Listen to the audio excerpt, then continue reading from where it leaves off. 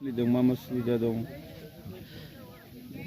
सिगाङावनो नोंथांमोनखौ नैबे फुंनि समायाव नैबे थुक्राझार उइकलि बाजाराव नुजाफैनायनि थाखाय हामबाय होग्रोदों। बियो दिनैनिफ्राय जागायजेनबाय। नैबे थुक्राझार गामियाव बाजार नांगौनि गोनांथि दङमोन, नाथाय दिनैहाय बिखौ गमामायैनो जों जाफुंसारहोनो हाबाय। बियो सप्तायाव खननै बाजार जागोन, समबार आरो शुक्रबार। बे समबार आरो शुक्रबाराव रायजो राजाफोरखौ जाहाथे नोंथांमोननि जेनाखि सोलिबाय थानाय नांगौ जिनिसफोरखौ बे बाजाराव फैनानै बायफैनो हागोन आरो फानफैनोबो हागोन। बेयाव बिस्थिबार बाजार, जेरै सान्तिपुर बाजार, बेंटल बाजार जेरैबायदि जायो, बेबायदिनो थिग नैबे थुक्राझार बाजाराव समबार आरो शुक्रबाराव जि बेसादफोरखौ नांगौ बे बेसादफोरखौ मोननो हागोन। बे बाजारखौ बिसेसकै खुलिनाय जादों ओनसोलनि उन्नतिनि थाखाय, गामियारिफोरनि थाखाय, जाहाथे गामिनि मानसिफ्राबो बे बाजारनि थ्रुयैनो थांनानै थानो हायो आरो बे बाजारनि थ्रुयैनो खाथिनि मानसिनि बा खाथि बे गामि खाथि खालानि ओनसोलनि मानसिफ्राबो जाहाथे मोनसे सुबिदाखौ मोननो हायो। बे थांखिखौ लानानै नैबे बाजारखौ बिसेस खुलिनाय जादों। आरो BCDC हिसाबै, थुक्राझार BCDC हिसाबै मोनसेबो बाजार गैया, उइकलि बाजारखौ मोननो हायाखैमोन। नाथाय गमामायै दिनै नैबे 2022नि दिनै 28 नभेम्बराव जोङो बे बाजारखौ दिनै जाफुंसार होनो हाबाय। सिगां समावबो बेयाव बाजार जादोंमोन? सिगां समावहाय जादोंमोन जानायालाय, खिन्थु माखासे उसुबिदानि थाखाय बे बाजारखौ बन्द खालामफिननाय जादों। अखा दै बेफोरबायदि लोमनायनि थाखाय बेयाव खालामनाय जादोंमोन। नाथाय बेखौ बन्द खालामफिननानै आरोबाव साबसिननिफ्राय हामसिन नैबे जायगाखौ जों मोननो हाबाय आरो जों बेखौ स्थायि भाबै बे बाजारखौ जों सोलिलांनो थाखाय जों सेस्था खालामदों। दिनै प्रथम दिनाव नोंथांमोना बबेनिफ्राय बेफारिफोरखौ लेंहरदों? बेफारिफोरखौ जोङो मोननो हादों दिनै बिसेसके बासुगावनिफ्राय जोङो मोननो हादों आरो सान्तिपुरनिफ्राय जों मोननो हादों, बेंटलनिफ्राय जोङो मोननो हादों।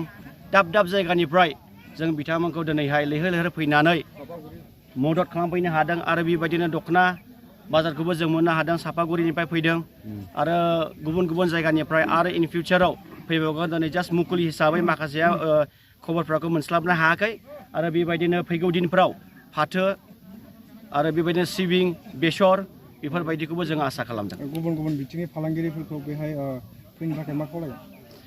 जोङो बेनो खावलायो, गुबुन गुबुन साइडनिफ्राय फालांगिफोरखौ जोङो खावलायनाया बेनोदि नोंथांमोना फैनानै जाहाथे बुस्थुफोरखौबो फानफैयो आरो बायग्राफ्राबो जाहाथे फैनानै बे बुस्थुखौ बायफैयो।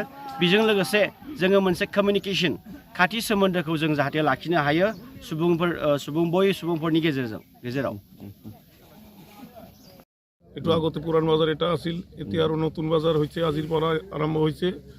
আৰু আমি সকলো হাটুৱা বাসুগাঁও বাজাৰ কমিটিৰ সকলো হাটুৱা ইয়াত আহি উপস্থিত হৈছোঁ আৰু সকলো আমি শান্তিপূৰ্ণভাৱে বাজাৰ কৰিম বুলি আশা কৰিছোঁ। আজিৰ পৰা সকলো শান্তিপুৰ, নিঘাটা, আউজাৰ, বেংটল বাজাৰ নিচিনা এতিয়াও বাজাৰ কৰিম। কেনেকুৱা হৈছে এইটো বাজাৰ? বাজাৰটো ভাল লাগিছে, এৰিয়াটো ভাল আৰু বাজাৰটো ভাল হ'ব। আমি আশা কৰিছোঁ বাজাৰটো ভাল হ'ব। ৰাস্তা অহাটো কেনেকুৱা? ৰাস্তা কোনো অসুবিধা নাই, ৰাস্তাৰ কমিউনিকেশ্যন ভালে আছে, কোনো অসুবিধা নাই। কোনফালে এইফালে আমি আহিছোঁ বামনগাঁও হৈ বেংটল হৈ আহিছোঁ। এই ৰাস্তাটোৱে ভাল। আৰু বেলেগ ৰাস্তা আছে? বেলেগ ৰাস্তাও আছে, কিন্তু সেইটো ৰাস্তাটো আমি সদায় অহা যোৱা কৰি থাকোঁ, তো সেইকাৰণে এই ৰাস্তাটোৱে ভাল। दखानाथ' मोजाङैनो जागासिनो दङ दासान्दि।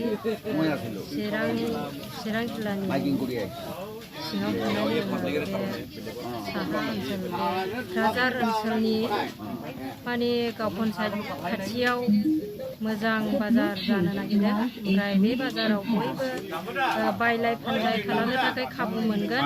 ओमफ्राय गोजान गोजाननि बेफारि फैगासिनो दङ।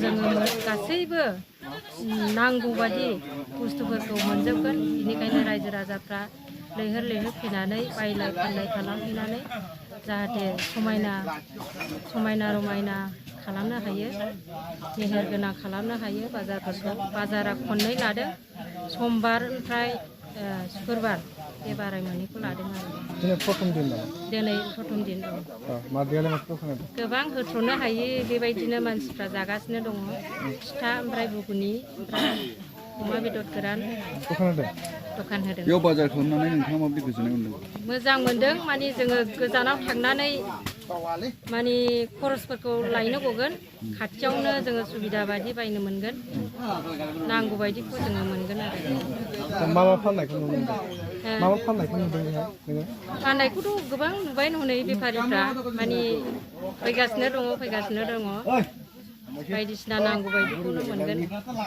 दे थेंक इउ